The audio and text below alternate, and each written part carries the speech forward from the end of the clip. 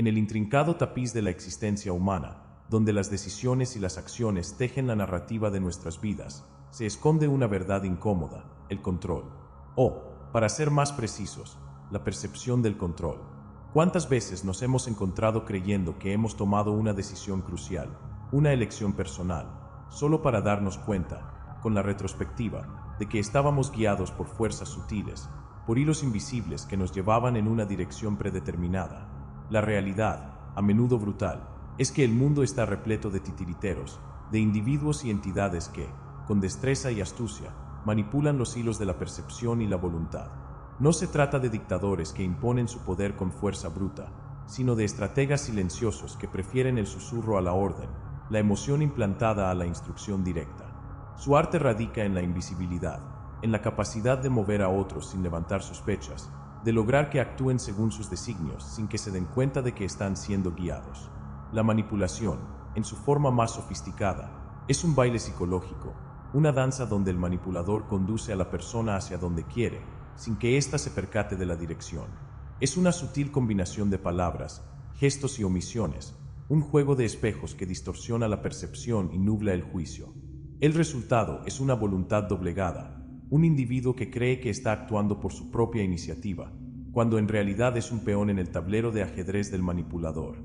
Para comprender el funcionamiento de este arte, es fundamental identificar a las personas adecuadas, a aquellos que son más susceptibles a la influencia.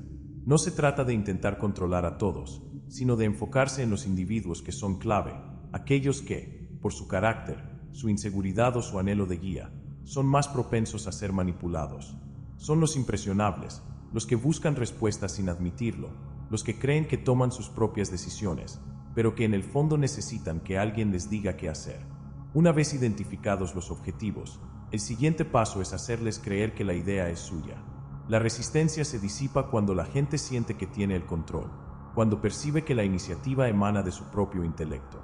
En lugar de dar órdenes directas, el manipulador siembra la semilla de la idea, la riega con sutiles insinuaciones y pistas, permitiendo que la persona llegue a la conclusión por sí misma. La mente humana, ávida de autonomía, abraza con fervor las ideas que considera propias, defendiéndolas con la misma vehemencia que si fueran su propia creación. El siguiente movimiento estratégico consiste en fragmentar a la oposición, en evitar que los individuos se unan y formen un frente común. La mayor amenaza para el control no es la resistencia individual, sino la organización de la resistencia. Si un grupo de personas se une contra el manipulador, su dominio se ve amenazado. Por lo tanto, el objetivo es sembrar dudas, provocar divisiones internas, hacer que los individuos desconfíen entre sí. La estrategia es simple: divide y vencerás. Pero la manipulación no se limita a la estrategia, también requiere una profunda comprensión de la emoción humana. La lógica, aunque importante, solo mueve los pensamientos.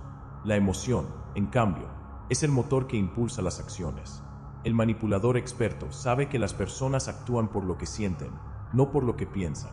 Por lo tanto, identifica las emociones que impulsan a cada individuo: el miedo, el deseo, la inseguridad, el orgullo, y utiliza esas emociones como palanca, como herramientas para influir en sus decisiones. El manipulador no dice qué hacer, sino que hace que la persona sienta que es necesario hacerlo. Apela a sus miedos, a sus deseos, a sus ambiciones, a su sentido de pertenencia. Crea una narrativa que conecta la acción deseada con la satisfacción de una necesidad emocional. El resultado es una persona que actúa no por obligación, sino por convicción, convencida de que está tomando la decisión correcta, cuando en realidad está siendo guiada por las emociones. Sin embargo, la manipulación, como cualquier arte, tiene un precio. Jugar con las mentes de los demás tiene consecuencias. Si el manipulador es descubierto, se convierte en el enemigo, en alguien a quien hay que desconfiar y evitar. Si abusa de su poder, tarde o temprano, alguien más aprenderá sus métodos y los utilizará en su contra. El control es un arma de doble filo, y como tal, puede volverse contra quien la empuñe. La historia está llena de estrategas que se creían invencibles, hasta que alguien más aprendió a jugar mejor que ellos. Los imperios caen, los líderes son derrocados, y los manipuladores, al igual que los tiranos, son víctimas de sus propias estrategias. Por lo tanto, la pregunta crucial no es si se puede manipular a otros, sino si se está dispuesto a aceptar las consecuencias de hacerlo. Una vez que se cruza esa línea, no hay vuelta atrás. El manipulador se convierte en prisionero de su propio juego, en alguien que debe mantener el control a toda costa, en alguien que debe vivir en un estado constante de vigilancia y desconfianza. El poder no se basa en la fuerza bruta, sino en la sutileza, en la capacidad de guiar a otros sin que se den cuenta. No se trata de hablar en voz alta, sino de hacer que otros hablen por ti. El gran secreto es que, cuanto menos parezca que tienes el control, más control tendrás en realidad. El mundo no está dirigido por aquellos que gritan más fuerte, sino por aquellos que saben cómo tirar de los hilos en silencio. Pero aprender el arte de la influencia es solo el comienzo. Para dominar verdaderamente este arte, es necesario comprender algo que la mayoría de las personas nunca llegan a asimilar. La gente no sigue ideas, sino emociones.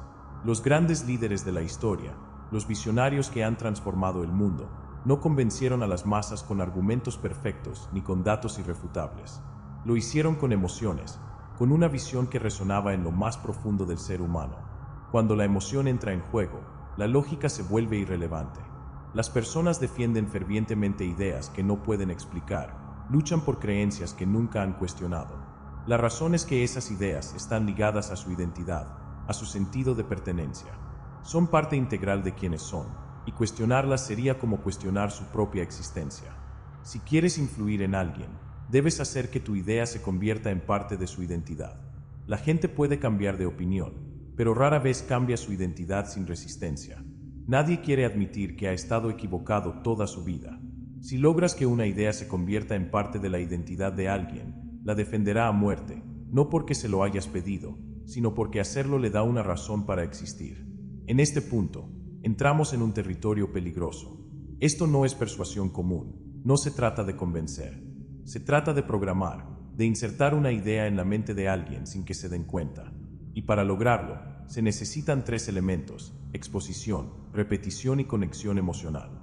La exposición es el primer paso. No se puede cambiar la forma de pensar de alguien con un solo movimiento.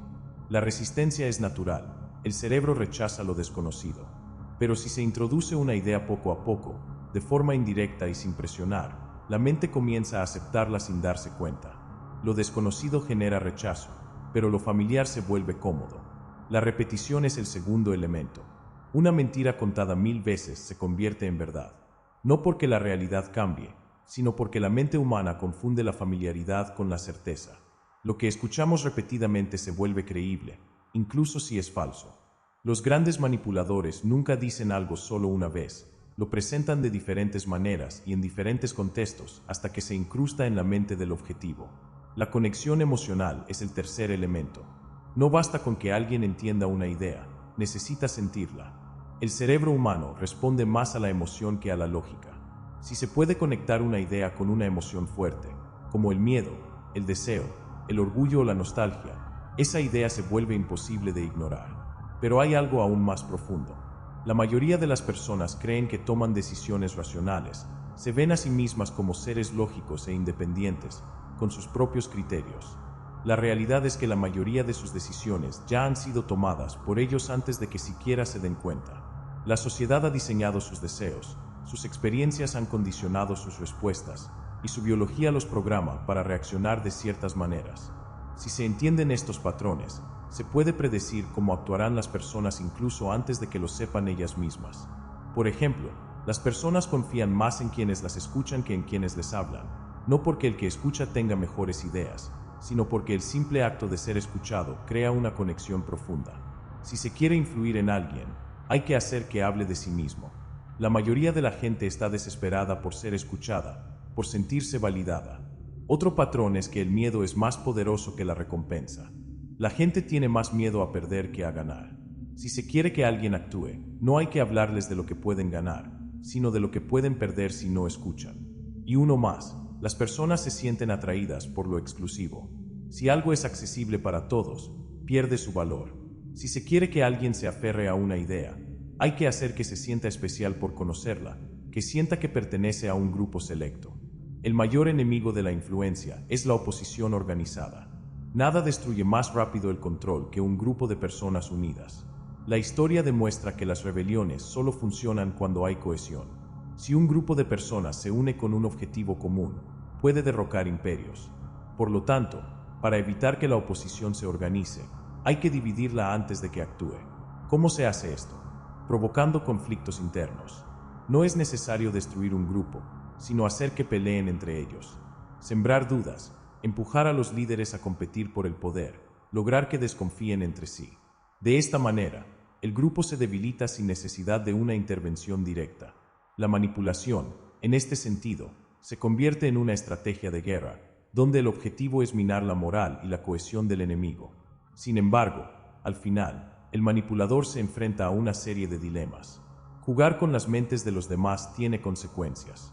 Se empieza a ver la realidad de manera diferente, a desconfiar de todo. Se aprende a reconocer cuando se está siendo manipulado, y cuando se ven los hilos, la magia desaparece.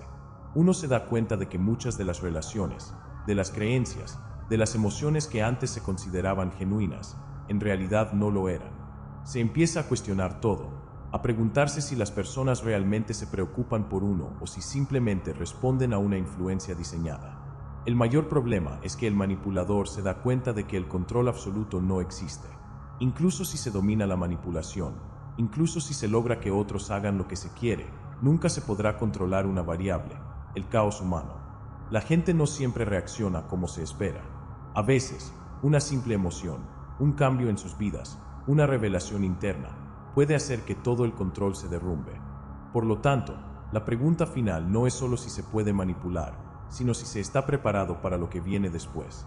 ¿Hasta dónde se está dispuesto a llegar? ¿Cuánto poder se necesita antes de sentir que es suficiente?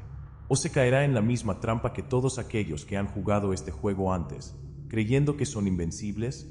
La historia está llena de titiriteros que terminaron colgados de sus propios hilos. La manipulación es un arma de doble filo, y el manipulador debe estar preparado para las consecuencias, para la soledad, para la desconfianza, para la posibilidad de ser manipulado a su vez. El poder es un juego peligroso, y solo aquellos que están dispuestos a aceptar las reglas del juego, a enfrentar las consecuencias de sus acciones, pueden aspirar a dominar el arte de la influencia. Al final, la elección es tuya. ¿Quieres aprender a influir, o prefieres seguir creyendo que nadie te ha manipulado jamás? La respuesta determinará no solo tu futuro, sino también tu relación con el mundo que te rodea.